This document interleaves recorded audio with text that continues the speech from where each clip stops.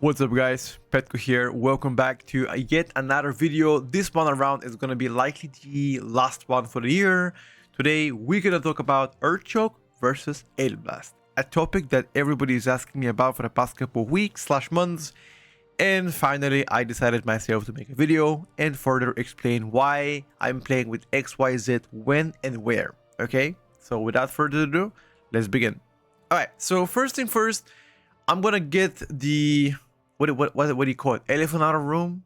A horse out of the room? I don't even know, but whatever. So Earthshock is much easier to play than Blast. Undeniably, it is true. I have played Earthshock on low level keys, and I will be honest, this feels better on keys below 12. Why? It's because the ramp up time is faster. It requires less maelstrom to cast it, and it also requires you no cast time, right? So you can have like your empowered earthquakes really quick on like low level keys when things like quick. Now Blast on the other hand has a much higher skill ceiling, which means if you are an experienced player and you can know your rotation perfectly, with Blast you can achieve much higher overalls. As you can see, some of my overalls are like 4, 4.2. Every key is like above 3.5, 3.3, like a million damage overall, which is actually pretty good. It's because you also get those secondary stats in AoE, which is really nutty, like Mastery, Crit, and Haste. So, Blast has a better single target, it has better AoE damage, has a better prior damage. The problem is, it's much harder to execute, meaning that if you're an experienced player trying to play Blast, most of the time, you might not play it correctly, which can result to do less damage than the Earthshock. FAQ. But my sims are telling me to play Blast. Yes, Blast is the better choice. Mathematically it is. But if you are a bad player and you cannot play Blast, you're gonna perform worse than you were doing with Earthshock. Okay? I want you to take this very seriously. I know a lot of people here would be like, oh, XYZ, this guy's playing this guy's playing that. Do what works best for you. This is a build that I'm playing myself on like pretty much every key. I always advise people, if you're playing low level keys, first explore the non-equals build. Something like this. Like where you have to press Chain Lightning Earthquake all the time. Okay? Very, very easy. Once you get used to this, you can try with the Ecos. You can try first Earthshock, then you can go Blast. The same question about 2 minutes versus 3 minutes cooldowns. What's better? Well, I played the 2 minutes Ascendance all the time because I'm playing with a Priest, which gives me PI, which syncs Ascendance, PI, and Spy Master together, which makes a very good burst. Now, if I did not have a Priest, I would play the 3 minute Ascendance in several keys. Example here would be Grim Bateau. Perfect example. Mists, another good example where I would play the 3 minutes if I was playing, with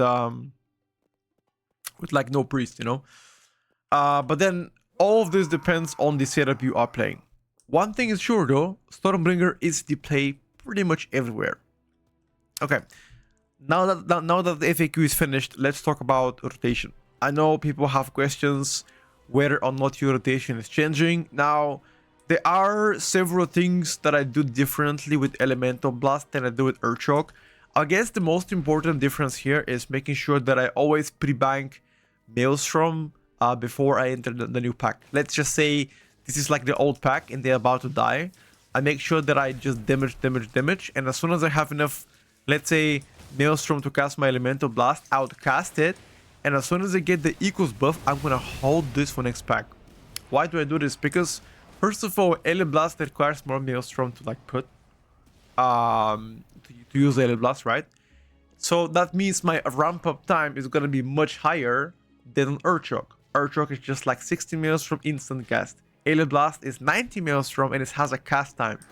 That's why I bank pre-equals of the Great Sun Ring. I get to the next pack, and if I have enough Maelstrom, I place it immediately. That guarantees me having like an extra, I don't know, 10, 20 million for free, right? So if you do like the math, if you do like 10 or 15 packs per dungeon, every pack you get extra 10 million. I mean, you do the math, It's a few extra millions at the end, like 150 to 200 at the end, which is pretty huge. So that is the only difference that I do with Alien Blast. I can bust with Earthshock. As long as you have enough Maelstrom for next pack, you're fine. Even if you don't have the pre-ecos, it's fine. But for Alien Blast, it's actually a lot more important to have it. Okay. Also, the combo Earthshock into Earthquake, you cannot do that with Alien Blast. You cannot do Alien Blast into Earthquake unless you have like a max Maelstrom. Because your max Maelstrom is like 150, and your 90 Maelstrom is spent for the Alien Blast, 60 for the Earthquakes, which gives you to like 150 cap. So keep that in mind, okay? Very, very important. Other than this, you gotta be a lot more cautious when it comes down to like movement. And remember, Earthshock is an instant spell, which makes you more mobile. You move left and right without losing damage. However, Alien Blast has a cast time. Now you gotta be a lot more cautious. Hey, am I gonna be using Spirit Focus Grace to move from left to right to not lose damage? Yes. What if I don't have a Spirit Focus Grace? What would I use then? Well, you know, it would really like probably help you with using like instant abilities, like let's say Flame Shock, P-Wave, LMT Totem, Nature Swiftness, Chain Lightning, or Lightning Bolt, or Tempest. Maybe even Empowered Frost Shocks if we don't have any other spell, that's fine too. Or any utility, let's say Stun Totem, Speed Totem, Root Totem, Tremor, whatever it is, you know, doesn't really matter. Just anything. That's pretty much it. Okay, so now that is out of the question and you guys have already, you know, figured it out, the last thing I want to mention here is another very important FAQ. That is going to be Herald of Storms versus Fury of Storms. I know that people have been asking this question quite often, and I always tell you the same thing, the same answer. Default option, always Fury of Storms. Always. You play this pretty much all the time. The reason why I'm playing Herald is because I can squeeze an extra Stormkeeper in a large pools. Now remember, my groups, the groups that I'm playing, then again, I'm not playing like super high keys, but like let's say like 18, 17 keys, most of the tanks are pulling like all the time double, triple pack, you know, to save time. So in those double, triple packs, I can squeeze 2 Stormkeepers inside that pack, which can, you know, if you think about it, how much damage can a Stormkeeper do in like a pack of like 7 to 10 mobs? I can tell you right now, rather huge damage. Now, if I wasn't playing that big all the time, likely Fury of Storms will be doing much better job for me. So again, be cautious. Depending on how you play, you can swap around if you want to. I found Herald to have more min-max options. Like for example, sometimes I'll just like cast Lightning Bolts to like get my Stormkeeper back for the next pack. Or let's say if there's like a boss with intermission, and that damage intermission, the guy takes like no damage because I gotta do something. Let's just say Dawnbreaker first boss, there's intermission, the boss doesn't take any damage, you know, I damage with Lightning Bolt to get my Stormkeeper back for like the next time I fly back in, you know. And that's just one example. That's why I like to play with a Herald much better than Fury. It has more min-max potentials. Okay. Anyway, I think that's pretty much everything. Again, stats stay the same. I haven't changed anything for the past couple of like months. Always been mastery, always been haste, always been crit after that, or crit haste depending on how much haste you have overall. Again, see yourself. Last question about the ring. I know people have been curious. Yes, I've been using the new ring for the past 1 week, and for me it has seemed better than my usual rings. Now the question of whether I'm playing Singer, Rune Citrine, or the legendary Skipper, I think it's right here.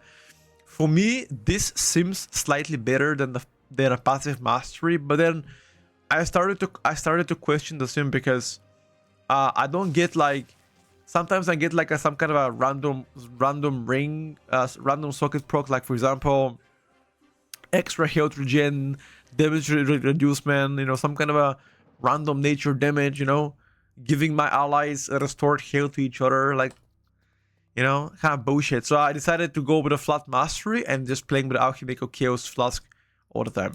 That is the solution that I have, you know, went for. But then again, it's really important for you to explore options, give it a try, and see what works for you.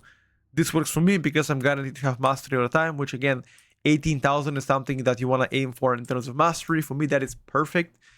Yeah, my haste is a bit too high. I'll drop my haste if I can for crit, but for now, not too shabby. I'll take it. Anyway, boys, if you have any other questions, sorry, and girls, any other question, let me know. DM me back, and I got you as soon as I see it. Happy holidays, happy Christmas, happy New Year. If I don't see you again, I'll see you on Twitch.